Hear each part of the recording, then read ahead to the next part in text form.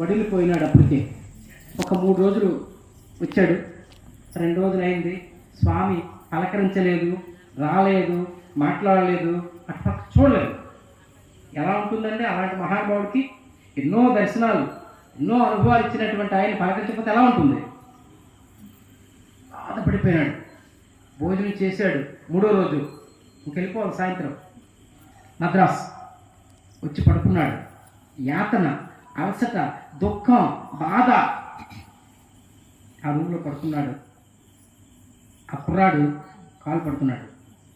ఈయన అలాగే మగతలో కుడిపోయినాడు. మనసంతా బాధగా ఉన్నది, బరువుగా ఉన్నది. ఈ లోపలండి ఒక్కసారి తలుపులు తెరుచుకున్నాయి. తెలుసుకుంటే భగవాన్ బాబా వారు ఆ రూమ్కి వచ్చారు. వచ్చిన తర్వాత ఆయన మగతలో ఉన్నాడు. పిల్లాడు, ఆయనతో వచ్చిన పిల్లాడు కాలు పడుతున్నాడు. ఘంటసాల గారికి స్వామి అన్నారు, అన్నాడు. ఎంతో సైలెంట్గా ఉండాలి స్వామి దగ్గర. ఆ కుర్రాడు వెళ్ళిపోయినాడు.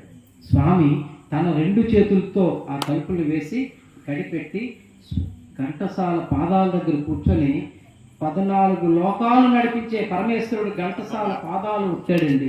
ఘంటసాల పాదాలు ఉట్టాడు. ఆయన పాటలో రాసుకుంటాడు, నా కోసం నడిచి వచ్చావా స్వామి, ఎంత కష్టపడ్డావు అని.